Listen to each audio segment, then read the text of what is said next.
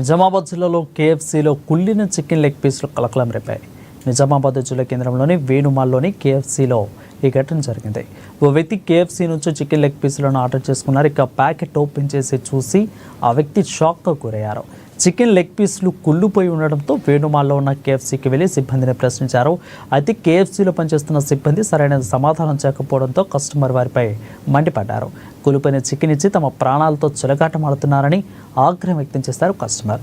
డబ్బులు తీసుకుని ఇలాంటి కుళ్ళిపోయిన చికెన్ను ఇవ్వడం ఏంటని ప్రశ్నించారు. మీ మేనేజర్ని పిలువు భాయ్, మీ మేనేజర్ని పిలువు. నాటకాలు వేస్తున్నా. రీప్లేస్ అవసరం లేదు. మీ మేనేజర్ని ఆగు, ఇలా ఫైన్ వేపిస్తా. మాకు అవుతున్నాడు సిగ్గు లేకుండా. ఎందుకు నవ్వుతున్నాను? నాటకాలు వేస్తున్నా.